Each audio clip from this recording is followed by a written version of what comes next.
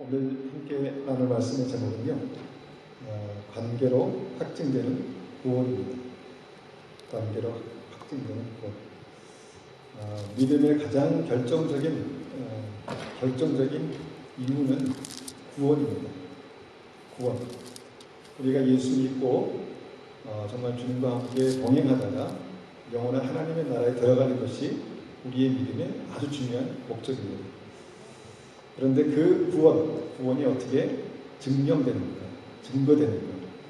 그것은 관계로 증명된다는 것입니다. 하나님과 우리와의 관계, 우리와 다른 사람과의 관계를 통해서 증명된다는 것이죠. 나는 누구인가? 제가 나는 누구인가? 라는 질문을 받을 때 저는 목사입니다. 목사라는 이 직책은, 직임은 하나님과의 관계, 또 성도님과의 관계 속에서 그렇게 목사라는 이름이 붙여진 것이죠. 저는 또 가족 안에서 아빠입니다. 아빠라는 것은 우리 자녀와 저와의 관계가 무엇인가를 말해주는 어떤 그런 이름이죠. 이렇듯이 우리가 이 믿음에서 우리의 관계가 굉장히 중요하다는 것입니다. 성경을 통해서 보면 이 믿음에 관련된 모든 말씀들은 다 관계를 통해서 이렇게 나타나고 있습니다. 예수님이 누구십니까? 우리의 구주가 되시고 우리의 메시아가 되시고 동시에 하나님의 아들이시고 하나님의 독생자십니다. 예수님이 누구십니까? 사람의 모습을 입고 오신 이 땅의 구주시고 그래서 우리의 관계 속에서 우리의 대속자가 되신 것이죠. 십자가에서 달려 돌아가신 대속자가 되신 것입니다. 그리고 주님께서 부활하셨습니다. 하나님의 아들의 권능으로 부활하셨죠. 그래서 이런 모든 하나님의 역사 가운데 이 관계를 우리가 생각해 볼 때 구원받는 믿음도 이렇게 관계로 증명된다라는 것을 오늘 말씀의 주제로 한번 생각해 보길 원합니다. 성경을 우리가 읽어보면 우리가 이미 알고 계시고 또 나눈 바도 있지만 구원받는 믿음을 네 가지 관계로 그렇게 우리의 삶 속에 정리할 수 있습니다. 네 가지 관계. 우리가 다 알지만 한번 하나씩 짚어보면 먼저 우리는 하나님의 자녀입니다. 하나님의 자녀죠. 또 우리는 하나님의 종입니다. 특별히 마태복음 25장의 달란트 비유를 보면 구원받는 천국 가는 믿음이 무엇인가?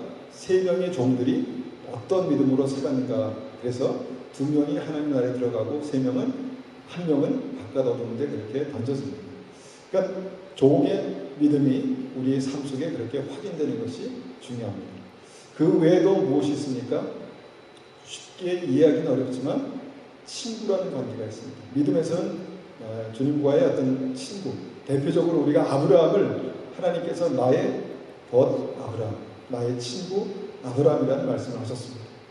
이게 우리가 흔히 생각하는 친구의 개념과 조금 다를 수 있는데 여하튼 정확한 단어가 뭐냐면 하나님의 친구가 구원받는 사람이라는 것입니다. 그리고 마지막으로 한 가지 무엇입니까? 신부입니다. 신부. 우리가 구원받는 하나님의 백성들을 주님은 그리스도의 신부다 이렇게 말씀하죠. 그래서 이 네 가지 모습이 우리의 삶 가운데 믿음의 증거로, 구원의 증거로 나타날 때 그것이 건강한 믿음입니다. 그것이 온전한 믿음입니다. 뭔가 우리의 삶 속에 하나가 빠지면 어떻게 됩니까? 그 부분이 뭔가 불균형, 믿음의 불균형을 이루고 있는 것이라고 볼 수 있습니다. 그럼 이 네 가지 관계가 어떻게 성경을 통해서 증거되는가, 증명되는가?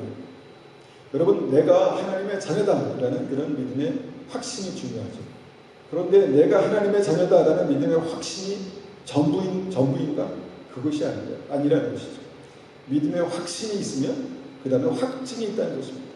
내가 하나님의 자녀다라는 것이 나의 확신이 아니라 주님과 나의 관계 속에서 내가 자녀라는 확증, 증거가 있어야 된다는 것이죠.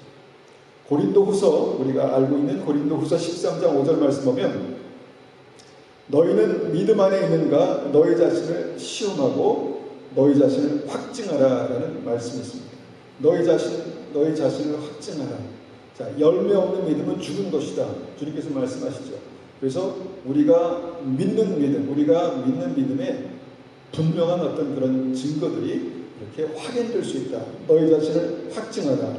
예수 그리스도께서 너희 안에 계신 줄을 너희가 스스로 알지 못하느냐? 그러면 그렇지 않으면 너희는 버림받은 자니라. 자, 우리가 우리 안에 계신 예수 그리스도를 스스로 안답니다. 스스로 알고 스스로 확증할 수 있으면 그것이 바로 우리의 믿음이고 우리의 구원이다. 이렇게 이제 말씀하는 것이죠. 믿음을 처음 갖는 분들에게는 이게 무슨 말인가 이렇게 될 수도 있지만 믿다가 보면 하나님을 경험하게 된다는 것입니다. 특별히 우리 안에 계신 하나님, 우리 안에 역사하시는 하나님을 그렇게 경험하게 되는데 이것이 믿음의 확증, 구원의 확증이 된다라는 것입니다. 그래서 우리가 확신을 넘어서 확증으로 나아가는 그런 믿음이 우리에게 필요한데 우리가 확신 가운데 있는 믿음도 굉장히 귀합니다. 그런데 거기서 그치면 어떤 결과를 초래하는가? 그것은 우리가 알고 있는 마태복음 7장 22절 말씀을 통해서 볼 수 있죠.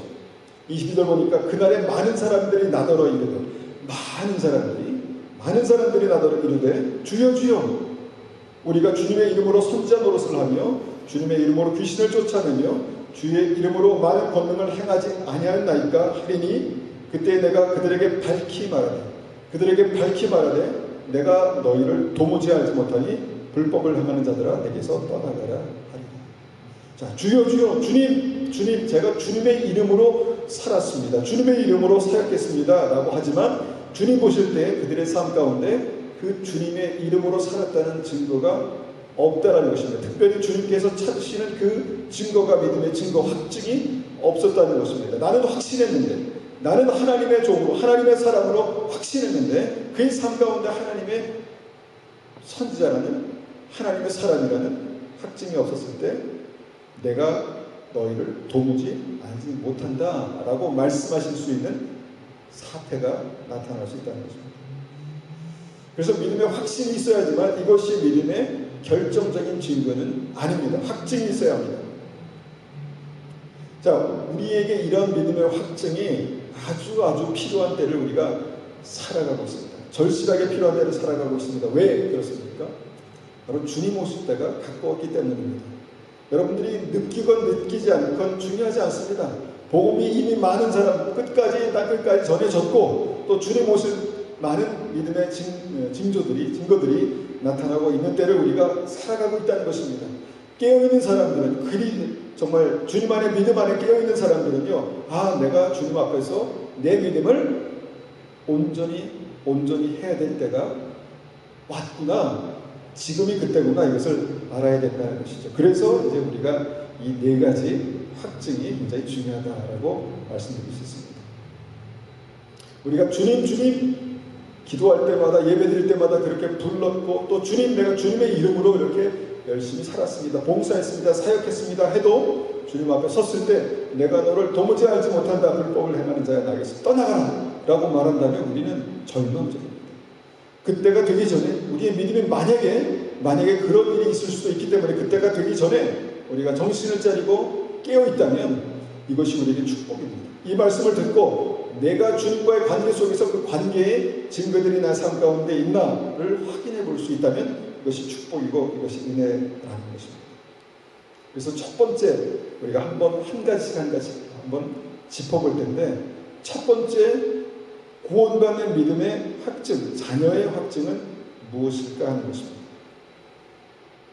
자, 우리가 먼저 성경을 통해서 구원받는 믿음, 자녀의 확증이 무엇인가에 대해서 한번 보겠습니다. 로마서 8장 15절 말씀, 로마서 8장 15절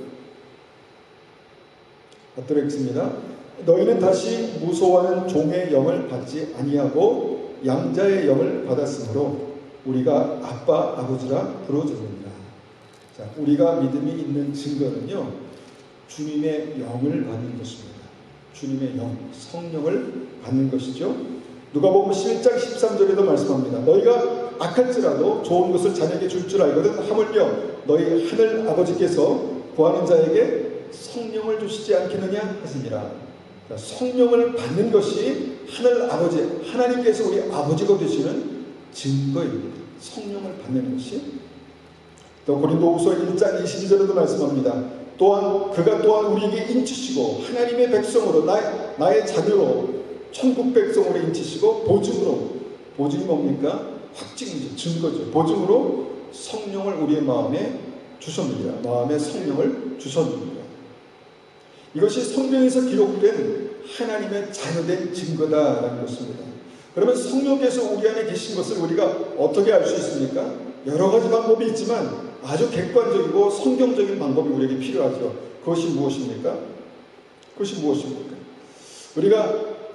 우리의 자녀, 우리가 이제 나의 아들, 나의 딸, 우리의 자녀를 결정적으로 확증하는 게, 증거하는 게 뭡니까?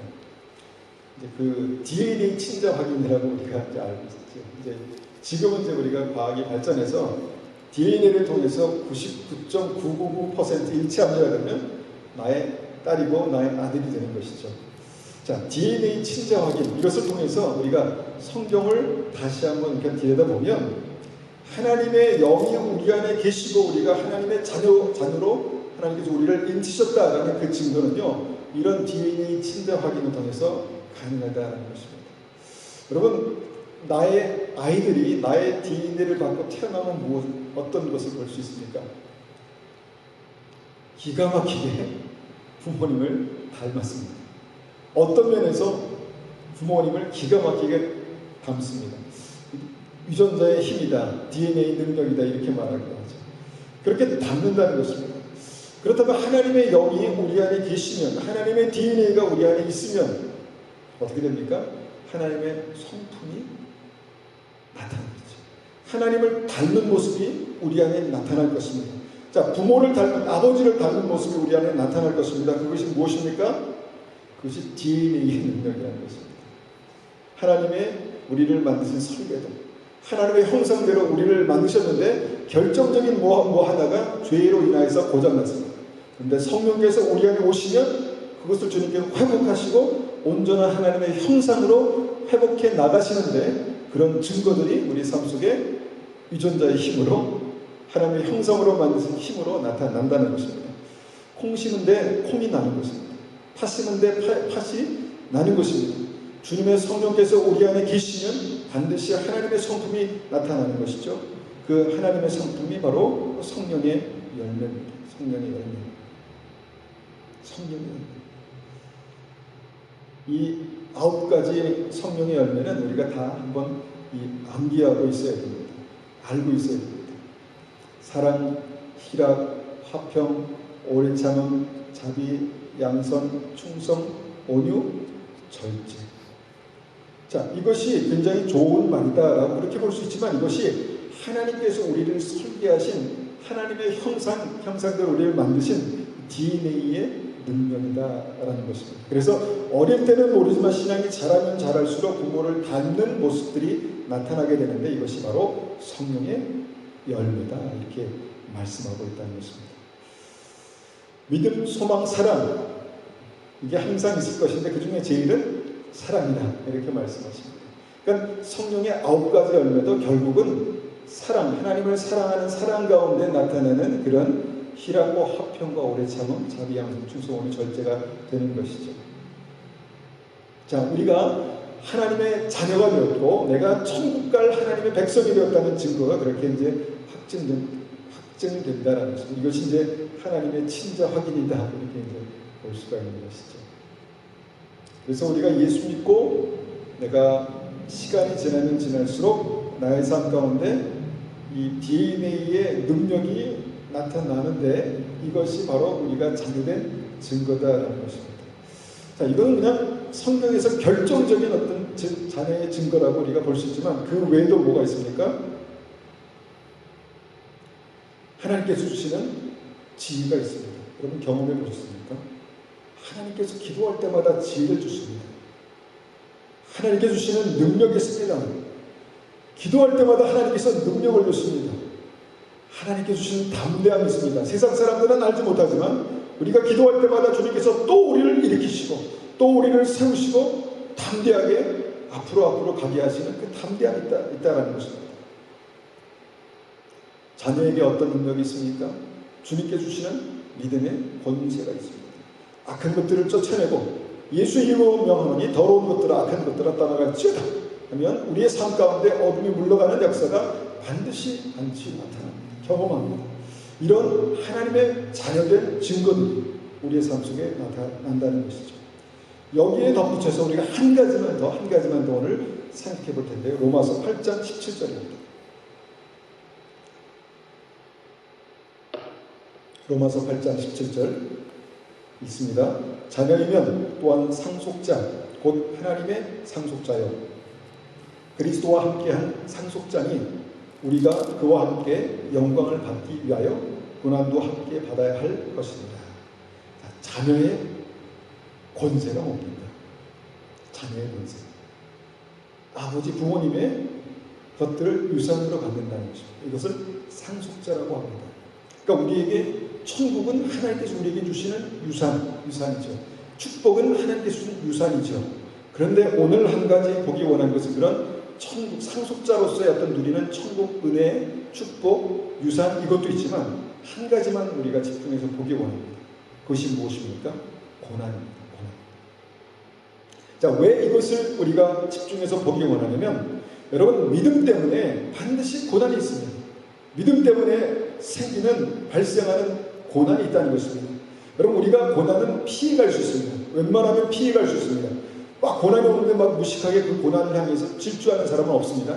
그렇지만 믿음을 지키기 위해서 내가 믿음으로 한 걸음 나아갈 때마다 사단 마귀가 우리의 삶 가운데 우리의 믿음을 시험하려고 주는 하나님께서 허락하신 고난이 있다는 것입니다. 믿음의 고난이 있습니다. 그런데 만약에 내가 고난이 없는 이유는 이 믿음을 내가 타협했기 때문입니다. 내가 하나님께서 주시는 그 길로 불기둥과 구름기둥 성령의 인도하시는 그 길로 내가 나아갈 때 믿음의 고난이 있는데 내가 그 고난을 피해가면 고난을 피할 수도 있습니다. 내가 믿음을 부인하면 고난이 없을 수도 있습니다. 내가 믿음을 버리면 고난이 없을 수도 있다는 것입니다. 무슨 고난입니까? 믿음 때문에 나에게 생기는 고난이 바로 자녀의 증거라는 것입니다. 저는 이 말씀을 좀 도전으로 우리가 하나님 주신 도전으로 받기를 원합니다. 내가 하나님 앞에 온전한 믿음의 자녀로서 생명의 길로 천국 길로 그렇게 가고 있는가? 어떻게 알 수 있냐면 어떻게 확인할 수 있냐면 내 믿음 때문에 나의 삶 가운데 어려움이 있는가? 이건 뭐 엄청난 고난 이것을 말하는 게 아닙니다. 엄청난 어려움을 말하는 게 아니에요. 아주 작은 것들을 내가 주님 앞에 희생하며 나아가는 것입니다. 오늘 이 자리에 나와 있는 것도 무엇입니까? 하나님을 기도드리기 위해서 이 맑은 날 나와 있지 않습니까? 왜 그렇습니까? 이것이 중요하기 때문에 내가 예수님의 은혜로 구원받았고 내가 하나님을 자녀로 천국 가는 그 믿음을 지키기 위해서 내가 타협하지 않고 주님 앞에 나오는 것입니다. 여러분 믿음이 있는데 이런 소소한 고난들이 없다면 그 믿음은 비정상입니다. 정상적인 믿음이 아니라는 것입니다. 믿음으로 살지 않는 것입니다. 하늘 영광을 바라지 않는 것입니다. 하나님에 대해서 상속자로서 기대감이 전혀 없을 때 우리는 고난도 없습니다. 왜냐하면 피해가 문제입니다. 그래서 우리가 하나님의 자녀다라는 그 믿음의 사람이라는 그 증거는 반드시 삶 속에 소소한 아니면 우리의 삶 속에 굵직굵직한 고난을 통해서 알 수 있다는 것입니다. 이것이 자녀의 특징입니다. 친자 확인, DNA, 성령의 열매, 그 다음에 한 가지 더 우리의 삶 속에 믿음으로 말미암은 고난. 자, 두 번째, 구원받은 하나님의 사람은요, 성경이 어떻게 또 표현하냐 하면 하나님의 종이다 이렇게 표현합니다. 하나님의 종입니다. 예수님께서 하나님의 아들이셨지만 스스로를 뭐라고 표현하셨습니까? 종이라고 그렇게 표현하셨습니다. 그리고 종의 모습으로 오셨다라고 말씀하셨습니다. 빌립보서 2장 5절에서 8절까지 말씀을 한번 읽어보겠습니다. 5절입니다. 너희 안에 이 마음을 품으라. 곧 그리스도 예수의 마음이니 그는 근본 하나님의 본체시나 하나님과 동등됨을 취할 것으로 여기지 아니하시고 오히려 자기를 비워 종의 형체를 가지사 사람들과 같이 되셨고 사람의 모양으로 나타나사 자기를 낮추시고 죽기까지 복종하셨으니 곧 십자가에 죽으시니라. 자, 예수님이 부족함이 없으셨습니다. 예수님이 삼위일체 하나님 중에 한 분이셨습니다. 그런데 근본 하나님의 본체시는 하나님과 동등됨을 취할 것으로 여기지 아니하시고 오히려 자기를 비워 종이 되셨답니다. 종의 형체를 가지셨다는 것입니다.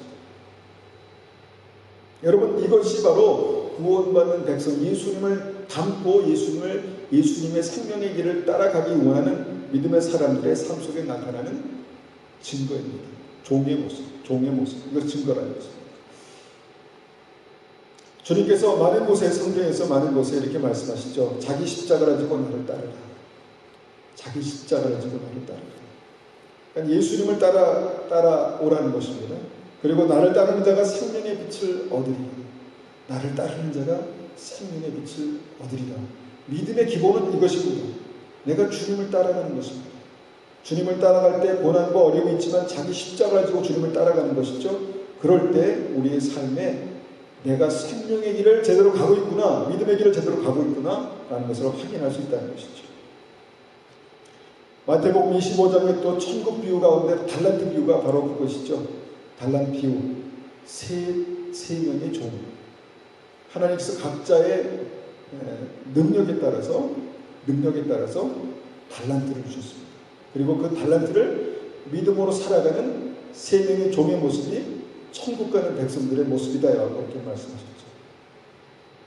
그래서 우리의 삶 가운데 이 예수님의 마음을 품고, 너희는 이 마음을 품으라, 예수님의 마음을 품고 이 시대를 예수님을 따라가며 예수님의 모습으로 살아가는 이 충성됨이 있는 종의 모습이 우리에게 필요하다라는 것입니다. 많은 사람들은 내가 원하는 대로 삶을 살아가지만 우리 크리스찬들은 하나님께서 원하는 것이 무엇인가에 대해서 관심이 있습니다. 왜 그렇습니까? 거기에 구원의 길, 생명의 길이 있기 때문에 그렇습니다.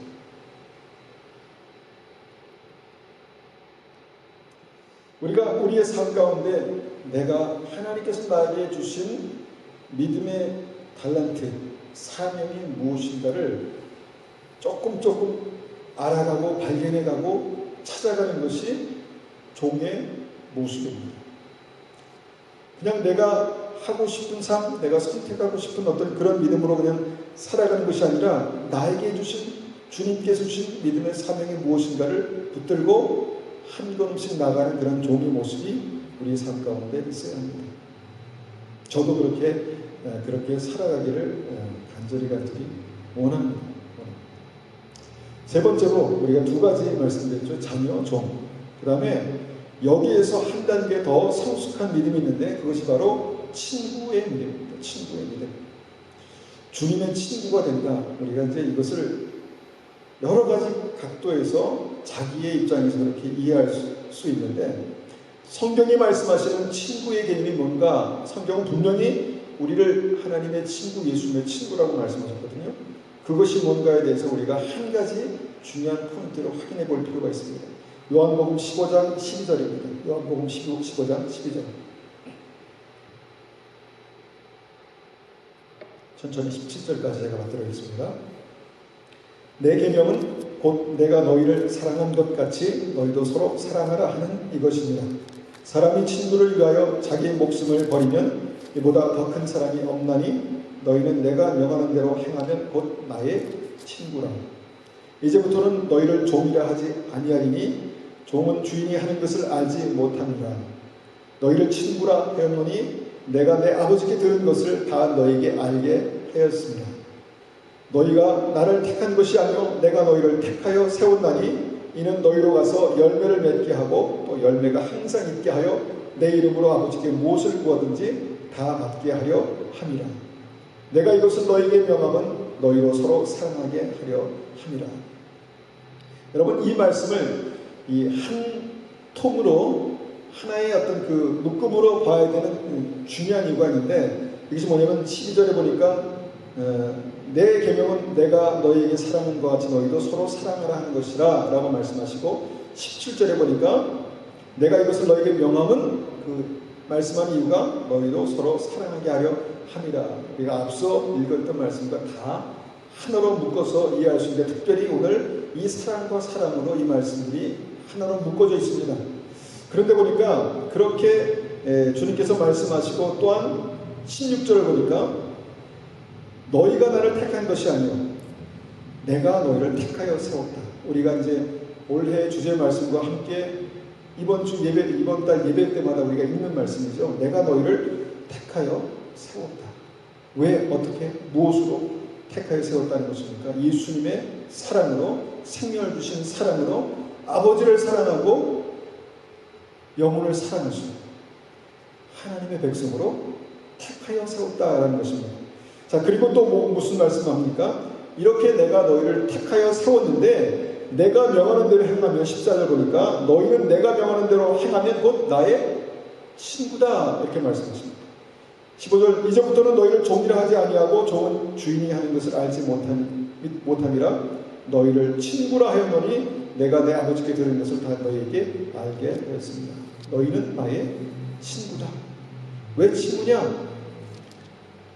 주님께서는 친구라 말씀하신 분명한 이유가 뭐냐면 하늘의 비밀, 천국의 비밀, 생명의 비밀을 알게 하겠다라고 그렇게 말씀하십니다. 자, 친구는 뭐냐? 친구는 아주 친밀함의 어떤 그 관계 속에서 하늘의 비밀을 듣는 자입니다. 그런데 오늘 그런 비밀 중에 아주 중요한 핵심을 한 가지 봅니다. 이게 이 말씀의 하이라이트라고 볼 수 있는데요. 13절입니다. 사람이 친구를 위하여 자기 목숨을 버리면 이보다 더 큰 사랑이 없나니. 주님께서 우리의 친구가 되시기 위해서요, 십자가에서 생명을 주셨습니다. 하나님께서 우리의 친구가 되시기 위해서 그 아들의 생명을 십자가에 주셨습니다. 그리고 이렇게 말씀하시죠. 사람이 친구를 위하여 자기 목숨을 버리면 이보다 더 큰 사랑이 없나니. 내가 너희를 택했다. 사랑하기 위해서, 내가 너희를 사랑하기 위해서, 또 서로 사랑하라 라고 내가 명하기 위해서 너희를 택했다. 그런데 그 사랑의 핵심이 뭔지 아니? 사랑의 확실한 증거가 뭐냐 하면 그것은 목숨을 버리는 사랑이다. 이렇게 말씀하십니다. 자, 우리가 이것을 얼마나 어떻게 이해를 할 수 있을까요?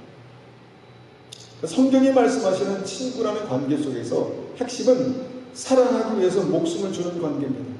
주님께서 우리를 사랑하시기 위해서 목숨을 주셨다. 내가 너를 사랑하는 같이 너희도 서로 사랑하라. 이렇게 말씀하시는 것이죠.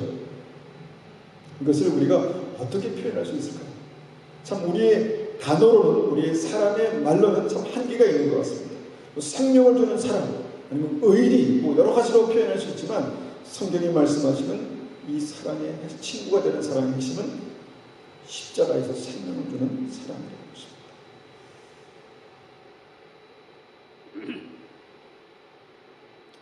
그리고 주님께서 친구라고 말씀하시는 사람들을 보면 죽을 각오를 하고 주님을 사랑하는 사람들입니다. 믿음이 많이 변질되고 믿음이 많이 희석되어서 그렇게까지 믿을 필요가 있어 이렇게 생각하겠지만, 여러분, 우리 민족의 신앙의 뿌리에는요 순교자들의 신앙이 있습니다.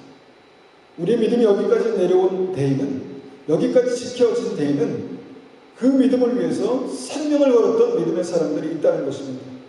여러분, 우리가 항상 생명을 걸 수 없죠. 그런데 결정적인 순간에 우리가 믿음을 택할 것이냐 생명을 택할 것이냐 했을 때, 여러분, 정말 내가 이 순교자의 믿음, 이 믿음의 핵심을 내가 붙들기 원합니다 라고 생각할 때 결정적으로 이 친구가 되는 믿음의 핵심을 우리가 붙들 수 있다는 것입니다. 그러니까 이 믿음의 본질, 순교자의 신앙의 핵심, 이것이 점점점 가벼워지고 변질되어 가고 어떻습니까? 그래서 내 중심의 믿음, 나만을 위한 믿음, 희생하지 않은 믿음이 주류가 되었습니다. 믿음을 가지고 있지만 나를 위한 믿음, 축복받기 위한, 나만을 위한 믿음, 그래서 희생하기 어려운 믿음으로 그렇게 변질됐다는 것이죠. 감사하게도 우리 대부분의 성도님들은 그런 믿음을 갖지 않고 믿음이 무엇인가에 대해서 심각하게 고민할 수 있어서 너무 감사한데요. 계속해서 우리 삶 가운데 내가 중요한 선택의 기로에 섰을 때 서는 경우가 있는데, 중요한 선택에서 항상 두 번째로 밀려나는 믿음은요, 그 믿음은 진짜가 아닙니다. 진짜가 아닐 수 있습니다. 항상 중요한 선택에서 두 번째, 믿음이 두 번째로 그렇게 밀려나면 우리의 삶 속의 결정적인 순간에 무엇입니까? 가나안 땅에 들어가기 전에 나는 안 가겠다라고 그렇게 말하는 사람이 내가 될 수도 있을 것입니다. 주님께서 우리 친구가 되시기 위해서, 사랑하시기 위해서 목숨을 버석하면 우리도 주님을 사랑하기 위해서 우리가 당하는 그런 희생들이 너무너무 중요한 믿음의 증거라는 사실을 우리가 알아야 된다는 것이죠. 정말 하나님께서 나의 벗 아브라함이라고 말씀한 그 믿음의, 아브라함의 믿음의 하이라이트는요, 주님께 내 정말 생명보다 더 귀한 이삭을 드렸을 때 이제야 내가 네가 나를 경외하는 줄 알겠다라고 주님께서 말씀하시는 그 순간이었습니다. 그리고 나서 주님께서 아브라함을 친구다. 이사야서 41장 8절 보니까 나의 종 너 이스라엘아 내가 택한 야곱아 나의 벗 아브라함의 자손. 아브라함은 이미 갔습니다. 천국 갔습니다. 그런데 아직까지도 주님께서는 그 친구의 아들, 그 친구의 아들의 아들, 그 자손들을 잊지 못해서 나의 벗 아브라함의 자손아, 나의 친구 아브라함의 자손아라고 그 믿음의 생명을 지키는 믿음의 의리를 주님께서 지키셨다는 것입니다. 그리고 주님께서 이 아브라함에게만 예수 그리스도 내 독생자를 주어서 내가 이 사단을 멸할 거야 라는 비밀을 말씀하셨습니다. 이것이 비밀을 듣는 친구의 믿음입니다. 물론 처음부터 우리가 그렇게 될 수 없겠죠. 그런데 우리가 믿음을 지키고 생명을 지키고 또 우리 삶 가운데 우리가 그 믿음의 선택을 해나가는 과정 속에서 우리는 분명히 한번 깊이 이 말씀을 생각해 봐야 합니다. 그래서 예수님은 이 믿음을 가지고 죽기까지 복종하사 십자가에서 생명을 주셨다라는 것입니다. 이것이 친구가 되는 믿음의 핵심입니다. 우리가 이제 이렇게 말씀을 나누고 나면 너무 기준이 높다라는 생각을 하게 됩니다. 너무 기준이 높은 것이 아닌가? 근데 여러분 믿음의 이 속성을 아셔야 합니다. 믿음의 속성을 아셔야 합니다. 한 번 물러나면 두 번 물러나는 거 쉽습니다.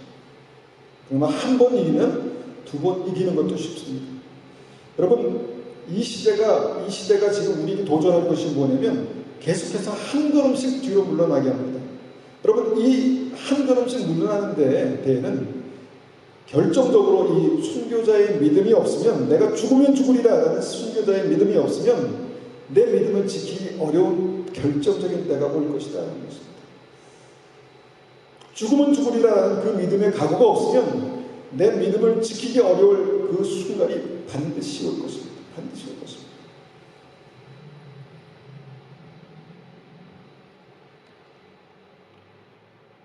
우리가 세상에서 친구하면 가볍게 들릴 수 있겠지만 주님께서 이 친구라고 말씀하시는 사람들에게 말씀하시는 그 사람들에게 내 아들을 희생하는 그 사랑이 이것이다라고, 그리고 그 희생의 대가가 구원이다라고 말씀하시는 그 믿음을 주셨다는 것입니다. 우리가 마지막으로 주목해 볼 수 있는 믿음이 바로 신부의 믿음입니다. 이 신부의 믿음은요, 다른 말이 필요 없습니다. 신부의 믿음은 마지막 시대에 구원받는 확실한 증거가 되는 믿음입니다.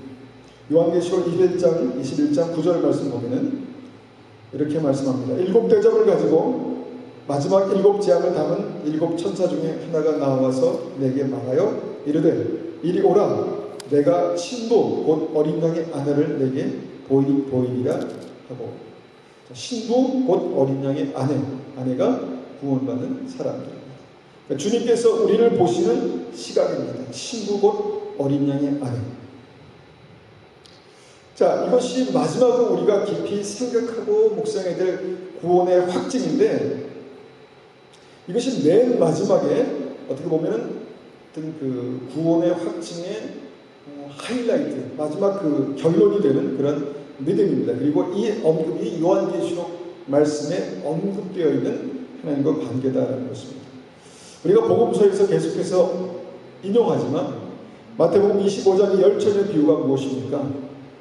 천국 가는 믿음은 마지막에 5명의 슬기로운 처녀가 천국 간다, 이 말씀 아니겠습니까? 10명이 똑같이 예수님을 알고 등불을 들고 신랑 되신 주님을 기다렸지만 결론은 무엇입니까? 결론은 끝까지 그 등불이 꺼지지 않는 믿음의 슬기로운 5처녀만 천국에 들어갔다. 이것이 이제 성경의 신부의 믿음의 결론입니다. 그렇다면 우리가 이 믿음의 증거들이 점점 주님 오실 때가 가까우면 가까울수록 우리의 삶 속에 나타나야 되는데, 그것이 뭔가? 바로 신부의 믿음이다라고 그렇게 말씀드릴 수 있습니다. 신부의 믿음의 핵심이 뭔가? 핵심은요, 남편이신 예수 그리스도 한 분만 사랑하는 것입니다. 거룩한 사랑이죠. 한 분만 사랑하는 거룩한 사랑. 이 사람도 좋아하고 이 사람도 좋아하는데 할 수 없이 이 사람과 결혼하는, 이게 아니라 한 분만 사랑하는 그 믿음의 핵심을 신부라고 그렇게 말씀할 수 있다는 것입니다. 여러분, 이것은 굉장히 우리에게 도전이 되기도 하지만 우리를 지킨 믿음이기도 합니다. 성경은 많은 곳에서 우리에게 도전하시죠. 하나님과 재물을 겸하여 섬길 수 없다. 난 재물도 사랑하는데, 재물도 필요한데, 그러니까 하나님과 재물을 겸하여 섬길 수 없다. 무슨 말씀입니까?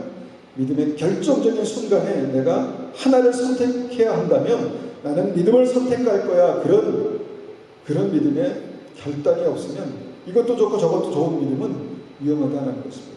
이것도 좋고 저것도 좋고 라는 믿음이 결정적으로 신부로 등불을 들고 주님을 기다렸지만 바깥 어두운 데서 주님 문 좀 열어주십시오 라고 그렇게 절규하는 믿음도 될 수 있다라고 그렇게 말씀합니다. 세상과 벗되는 것은 하나님과 원수되는 것이다, 이렇게 말씀하시죠. 여기는 없지만 야고보서 4장 4절 이렇게 말씀합니다. 가늠한 여인들아, 세상과 벗된 것이 하나님과 원수됨을 알지 못하느냐. 그런즉 누구든지 세상과 벗되고자 하는 자는 스스로 하나님과 원수되는 것입니다. 특별히 하나님과 원수되려고 막 그렇게 이를 갈고 하는 게 아닙니다. 그러니까 세상과 친밀하고 세상과 더욱더 친하게 그렇게 가면 결국 그 길이 하나님과 원수되는 길이다 라고 그렇게 말씀하고 있다는 것이죠. 우리가 이제 그 선지자 호세아의 아내 고멜, 부정한 여인 고멜에 대한 얘기를 혹시 아십니까? 아시죠? 고멜이 어떤 사람이냐면 선지자의, 하나님께서 사랑하시는 택하신 선지자의 아내가 되게 하셨습니다. 그런데 그 고멜이라는 여자가 부정한 여인이었다는 것입니다. 그래서 남편을 두고 밖에 나가서 바람 피우고 다시 데려오면 또 도망가고 또 데려오면 또 도망가고 이런 사람이었습니다. 왜 그렇게 그런 여인을 주님께서 호세아에게 아내로 주셨나? 이스라엘의 신앙이 이렇다라는 것을 보여주시기 위해서 그랬다는 것입니다. 여러분, 거룩한 믿음의 어떤 그 핵심, 신부가 되는 믿음의 핵심은 주님만 사랑하는 것입니다. 결정적으로 주님을 사랑하는 것입니다. 한 분 남편 되신 주님만 사랑하는 것입니다. 너무 이기적이시지 않은가? 이렇게 이제 말할 수 있겠지만요. 생명을 주신 주님이 우리의 아버지가 되시고, 생명을 주신 주님이 우리의 메시아가 되시고, 그분이 전능하신 모든 것들을 다 통치하시고 소유하시고 또 우리에게 정말 주시기 원하시는 그 하나님이라는 것을 우리가 잊지 말아야 합니다. 그 사랑은요, 결코 실패하지 않고요, 그 사랑은 결코 우리를 손해나게 하지 않습니다. 그렇다면 우리가 자녀, 종, 친구, 신부로서의 믿음으로 완벽히 서야 하는가, 완벽한가, 그래야만 하는가, 우리가 이 말씀에서 우리가 고민해 보게 되는데, 결국은 이것이 무엇인가 하면요, 끝까지 달려가는 것입니다. 그렇기 때문에 끝까지 달려가는 것입니다. 나는 자녀로서 내 삶의 믿음의 증거들이 있는가? 아니야, 없는데 그럼 어떡하지? 그럼 내가 하나님께서 다시 한번 주시는 그 은혜로 말미암아 자녀로서의 믿음을 끝까지 달려가. 나에게 종의 사명이 있는가? 그러면 내가 한 달란트 받은 종인가? 아니면 2달란트 받은 종인가? 내가 2달란트를 가지고 주님의 사명을 끝까지 감당하는 믿음으로 가는 것. 착하고 충성된 종으로 그렇게 달려가는 것. 죽기까지 복종함으로 내가 달려가는 이것이 나의 삶 속에 부족하구나. 달려가는 것입니다. 가는 것입니다. 그러니까 어떻게 보면 이것은 내 현재의 모습이 그렇다가 아니라 그런 모습으로 나아가는 것이 믿음이다라는 것입니다. 왜 이렇게 생각할 수 있습니까? 빌립보서 3장 12절에 사도 바울이 이렇게 고백합니다. 믿음에 대해서 내가 이미 얻었다 함도 아니요 온전히 이루었다 함도 아니라 사도 바울과 같은 믿음의 사람, 하나님의 사도가 이렇게 말씀합니다. 오직 내가 그리스도 예수께 잡힌 바 된 그것을 잡으려고 달려가노라. 지금 사도님, 지금 복음을 전하고 있는데 믿음으로 살고 있는데 내가 예수 그리스도께 잡힌 바 된 그것을 잡으려고 달려간답니다. 그것뿐입니까? 계속해서 그렇게 달려가는 믿음에 대해서 주님께서 사도 바울이 또 그렇게 고백합니다. 그의 인생의 마지막 즈음에 디모데후서 4장 6절 8절 이렇게 고백하죠. 전제와 같이 내가 벌써 부어지고 나의 떠날 시간이 가까웠도다. 나는 선한 싸움을 싸우고 나의 달려갈 길을 마치고 믿음을 지켰으니 이제 후로는 나를 위하여 의의 멸관이 예비되었다. 무엇입니까? 사도 바울이 그 생명 다하는 날까지 믿음을 향해서 주님께로 달려갔다는 것입니다. 종으로서, 친구로서, 자녀로서, 거룩한 신부로서 그 믿음의 핵심을 붙들고 달려갔다는 것입니다. 그리고 나서 달려가 보니, 달려갈 길을 마치고 보니 나를 위하여 의의 멸관이 예비되었다는 것을 확인했다는 것입니다. 여러분, 우리가 이 기준을 가지고 이 말씀을 붙들고 믿음의 기준을 삼는 이유가 무엇입니까? 우리가 어디를 향해서 어디까지 달려가야 되는가? 이것을 우리가 다시 한번 말씀 통해서 보기 원하는 것입니다. 믿음으로 끝까지 달려가는 것이 믿음입니다. 달리고 있는 것이 믿음이고요. 달려가는 것이 믿음입니다. 여러분, 달릴 수 있는 시간이 그렇게 많지 않습니다. 달릴 수 있는 시간이 그렇게 많지 않습니다. 대부분의 분들이, 젊은 분들도 있지만 반 이상을 달려왔지 않습니까? 반 이상을 달려왔습니다. 정말 건강하게 맑은 정신으로 기쁨으로 감사함으로 기도할 수 있을 때 기도하는 것이 믿음이고, 예배 드릴 수 있을 때 예배 드리는 것이 믿음입니다. 무엇을 위해 기도해야 합니까? 어떻게 예배를 드려야 합니까? 주님, 내가 하나님의 자녀로, 하나님의 종으로, 주님의 친구로, 주님의 신분, 날마다 그렇게 성숙한 믿음으로 나아가게 도와주십시오. 주님, 나의 삶 가운데 정말 그런 믿음의 권세가 날마다 믿음의 증거로 나타나게 도와주십시오. 이렇게 기도하고 이런 믿음으로 예배드리는 것입니다. 여러분, 그렇게 우리가 예배드릴 때 정말 내 믿음의 확증이, 구원의 확증이 우리의 삶 속에 그렇게 나타날 것입니다. 그렇게 나타나기를 원합니다. 하나님, 나는 어떤 사람입니까? 나는 믿음 안에서 주님과의 관계 속에서 나는 어떤 사람으로 살아가고 있습니까? 이 고민, 이 믿음을 주님 앞에 그렇게 올려드리면서 그렇게 우리가 날마다 그렇게 나아가기를 원합니다. 우리가 이 시간에 같이 이 말씀을 가지고 좀 같이 기도하겠습니다. 하나님, 우리에게 은혜 베풀어 주시옵소서. 주님, 우리가 주님을 더 깊이 알아가길 원하고 우리의 믿음이 그렇게 성숙되어지길 원합니다. 하나님, 무엇을 어떻게 성숙되어져 가야 합니까? 내가 주님의 자녀인지, 내가 주님의 종인지, 내가 주님의 친구인지, 내가 그리스도의 신부인지 하나님, 날마다 더욱더 깊이 깨달아 알 수 있도록 주님 그 확증이 나의 삶 가운데 있게 도와주시옵소서. 이렇게 한번 같이 기도하겠습니다.